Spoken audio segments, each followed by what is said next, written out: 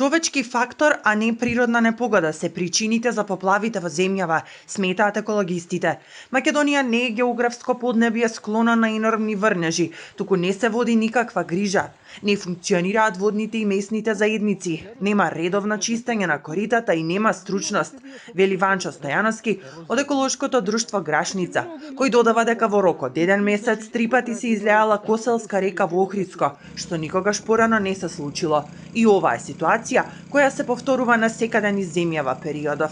Оставаат на нас, ќе ви го пуштат булдожерот и видите работете таму. Треба на лето да се помине по речното корито, да се направи стратегија со стручни лица, каде може, каде не може да се врати коритото, како што порано е било, значи апсолутно една тотална негрижа, нефункционирање на институциите.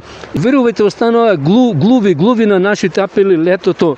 Имаше толку паднати на 4-5 места од потегот помеѓу Орман и Долно Лакочереј.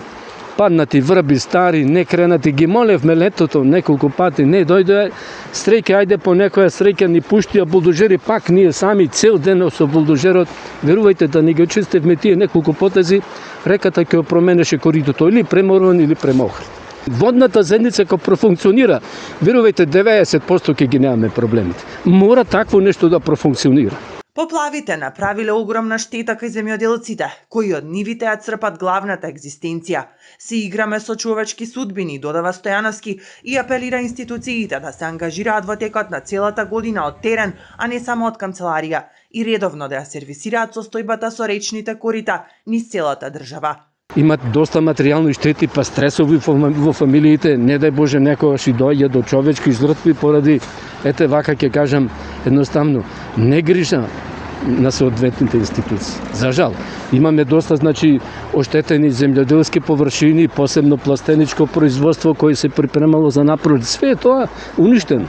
А добар дел од селаните гледаат екзистенција преку тоа. И затоа некои останале во селата, а вака не знам, нема ни соодветен пат, ни канализација, вака ги почесто ги погодуваат вакви непогоди и како ќе и натерате и младите да останат на село и да се бават со земјоделие. Меѓу факторите кои директно учествуваат во ситуацијата се и масовната сеча на шуми, бидејќи голите ридови веќе не можат да ја абсорбираат атмосферската вода.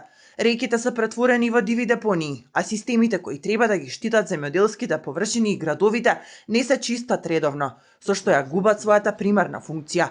Згора на се бетонизира и гради во зоните каде реките природно треба да се излеваат и го невозможуваат природниот одвод.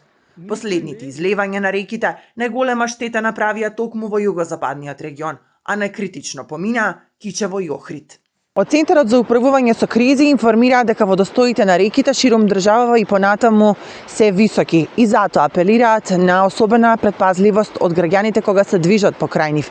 Инаку во југозападниот регион и понатаму најтешка е состојбата во Кичево, каде евакуирани се 250 граѓани или 63 семејства на кои постојано им се обезбедува вода, храна и потребната поддршка. Во меѓувреме општинските претпријатија ги чистат и продлабочуваат коритата на реките, а се испумпува вода од поплавените домови.